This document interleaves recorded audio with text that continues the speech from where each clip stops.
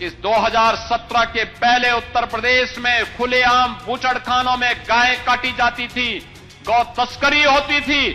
आज हमारी सरकार का संकल्प है, न गौ माता को कटने देंगे, न गौ माता को कहीं पे अनावश्यक रूप से विचरने देंगे। मेरा विश्वास है कि कोर्ट की स्क्रूटिनी में भी ये बिल्कुल जायज होगा और इस प्रकार से अगर कोई करेगा तो उस पर मकोका लगेगा। और हम तो ये भी अपेक्षा करते हैं कि केवल जो गाय की तस्करी में पकड़ा जाएगा उसको ही सजा नहीं मिलेगी, उसके पीछे जो छुपे हुए चेहरे हैं उन सबको साथ में सजा मिले, ऐसी हमारी सरकार से प्रार्थना रहेगी। नमस्कार दोस्तों, मेरा नाम है करण शर्मा और आप लोग देख रहे हैं CFTV। अब सीएम योगी बाबा ने बोल दिया है कि ना तो सड़कों पर नमाज होगी और ना ही किसी एनिमल को पब्लिकली स्लॉटर किया जाएगा। अब बाबा ने कहा है तो और स्टेट्स भी ऐसा फॉलो करेंगी ही और ऐसा ही ट्रेंड भी देखने को मिल रहा है। लेकिन सवाल यह बनता है कि ऐसा ट्रेंड देखने को क्यों मिल रहा है। देखिए दोस्तों, भारत की राजनीति में एक चीज आप लोगों ने पिछले कुछ सालों से देखा होगा, नोटिस भी की होगी, बदलती हुई। एक चीज को लेकर हर एक स्टेट, हर एक सीएम जो बीजेपी रूल स्टेट्स हैं, वो इसके बारे में बात करते हैं और वो है काउ प्रोटेक्शन। और ये अब सिर्फ एक धार्मिक मुद्दा नहीं रहा बल्कि पूरा पॉलिटिकल पावर स्टेटमेंट बन चुका है।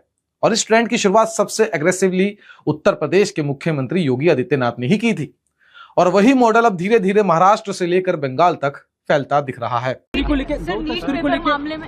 तस्करी को लेकर जिस प्रकार से गौ तस्करी का मामला सामने, महाराष्ट्र सरकार उन आरोपियों के खिलाफ किस प्रकार से कार्रवाई की, क्या मकोका के तहत कार्रवाई होगी? देखिए, हम लोगों ने पहली बार मकोका अप्लाई किया हुआ है और मेरा विश्वास है कि कोर्ट की स्क्रूटिनी में भी ये बिल्कुल जायज होगा और इस प्रकार से अगर कोई करेगा तो उस पर मकोका लगेगा। सर, अल नीनो को लेकर भी काफी चिंताएं जताई जा रही हैं, क्या कोई प्रोएक्टिव मेजर्स लिए जाएंगे महाराष्ट्र गवर्नमेंट की तरफ से? अल नीनो के चलते हम लोगों ने एक बृहद प्लान तैयार किया है।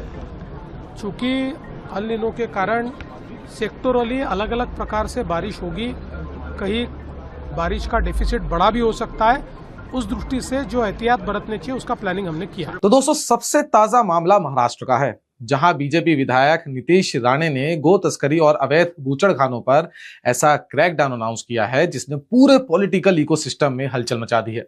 अब महाराष्ट्र में संगठित गो तस्करी करने वालों पर सीधा मकोका लगाया जाएगा। अब नॉर्मली यह कानून बड़े क्रिमिनल सिंडिकेट्स और ऑर्गेनाइज्ड क्राइम के खिलाफ इस्तेमाल होता है, लेकिन अब काउ स्मगलिंग नेटवर्क्स को भी उसी कैटेगरी में ट्रीट किया जाएगा। मतलब साफ है, सरकार अब इसे सिर्फ इलीगल एक्टिविटी नहीं बल्कि ऑर्गेनाइज्ड नेटवर्क मान रही है।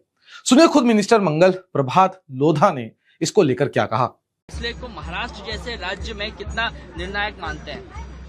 ये निर्णय कोई देशभक्त पर्यावरण प्रेमी कर सकता है और हमारे मुख्यमंत्री माननीय देवेंद्र जी फडणवीस जी बचपन से राष्ट्र प्रेम की संस्कारों के साथ बड़े हुए हैं और सारे गो भक्तों को, देश प्रेमियों को इस निर्णय से बहुत प्रसन्नता है। और हम तो ये भी अपेक्षा करते हैं कि केवल जो गाय की तस्करी में पकड़ा जाएगा उसको ही सजा नहीं मिलेगी, उसके पीछे जो छुपे हुए चेहरे हैं, मालवनी जैसे पैटर्न चलाते हैं, बांग्लादेशी रोहिंग्या को यहाँ पर लाते हैं, उन सबको साथ में सजा मिले, ऐसी हमारी सरकार से प्रार्थना रहेगी। यही नहीं, हिंदू कंज्यूमर्स के लिए झटका मीट सर्टिफिकेशन सिस्टम भी 10 मार्च 2025 को लॉन्च कर दिया गया था।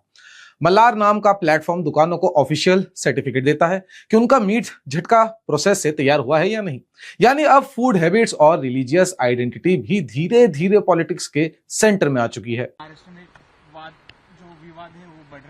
देखिए, झटका मटन ये हमारे हिंदुत्वरी विचार के सोच के कार्यकर्ताओं ने साथ में आके हिंदू समाज के लिए अपने हक का और स्वास्थ्य का एक अच्छा मटन का पर्याय लेके आए हैं। हलाल ही खाना चाहिए।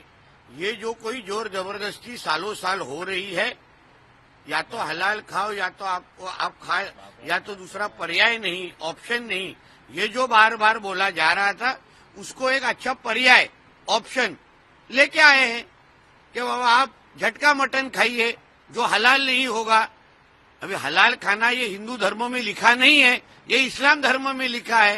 तो इसलिए ऐसा अगर कोई अच्छा पर्याय लेके आ रहा है तो उसको पाठिंबा सपोर्ट देने का काम मैं मेरे माध्यम से कर रहा हूँ, जिसके वजह से हिंदू समाज के लड़कों को, युवाओं को दो हाथों का अगर काम मिल रहा होगा, जो खटीक हिंदू समाज के हमारे तो युवा है, तो अच्छी बात है ना। लेकिन महाराष्ट्र का ये मॉडल अचानक नहीं आया। इसका ब्लूप्रिंट काफी हद तक यूपी से इंस्पायर्ड माना जा रहा है और आप देखेंगे तो बिल्कुल ऐसा लगता है कि यूपी के मॉडल को ही यहां पर इंप्लीमेंट कर दिया है। 2017 में सत्ता में आने के बाद योगी आदित्यनाथ ने सबसे पहले इलीगल स्लॉटर हाउसेस पर बड़ा एक्शन लिया था। उस समय ऑपोजिशन ने इसे हार्ड लाइन पॉलिटिक्स कहा था। धीरे धीरे यही अप्रोच बीजेपी रूल स्टेट्स की पहचान बनती चली गई। उत्तर प्रदेश में अब गोवंश संरक्षण सिर्फ स्पीशीज तक लिमिटेड नहीं है। सरकार ने हजारों गौशालाओं में सीसीटीवी मॉनिटरिंग शुरू की, कैटल रजिस्टर्स मैंडेटरी कर दिए और इलीगल काउ स्लॉटर पर एनएसए और गैंगस्टर एक्ट तक लगाना शुरू कर दिया है। हमारी सरकार ये कह सकती है कि 2017 के पहले उत्तर प्रदेश में खुलेआम बूचड़खानों में गाय काटी जाती थी, गौ तस्करी होती थी। आज हमारी सरकार का संकल्प है, न गौ माता को कटने देंगे, न गौ माता को कहीं पे अनावश्यक रूप से विचरने देंगे।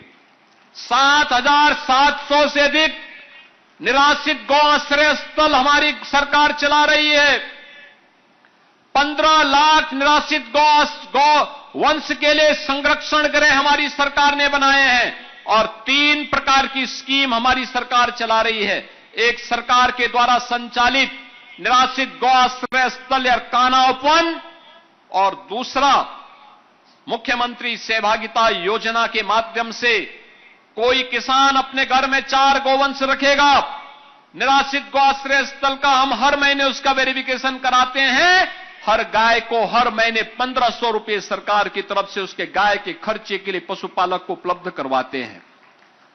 बहन और भाइयों, ये उत्तर प्रदेश सरकार की गौ माता की प्रति कृतज्ञता है।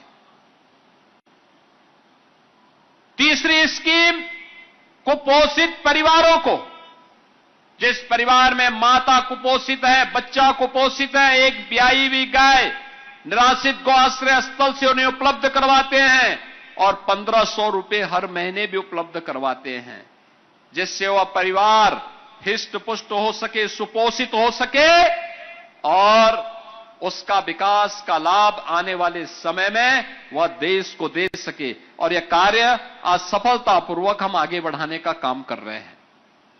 एक और ये, और वहीं दूसरी ओर आज यहां पे एक नई स्कीम को मुझे लागू करते हुए देखने को मिला, बहुत अच्छा लगा, और वह है यहां पर हम लोगों ने एक हरी झंडी यहां दिखा करके मोबाइल वेटनरी यूनिट को, गायों में कोई रोग तो नहीं है, किसी प्रकार के कोई संकट है, ये घर घर जाकर के टोल फ्री नंबर पर जैसे ही कॉल होगी वहां पहुंच करके उनको ये सुविधा उपलब्ध करवाएगी। दूसरा, हम लोगों ने यहां पे गौ सेक्स सॉर्टेड सीमेन के लिए और कृत्रिम गर्भाधान सेवाओं का शुभारंभ भी किया है। यानी अब घर में अगर गाय है, उन्नत नस्ल की गाय है, तो उसी उन्नत नस्ल से, उससे भी उन्नत नस्ल की बछिया ही होगी।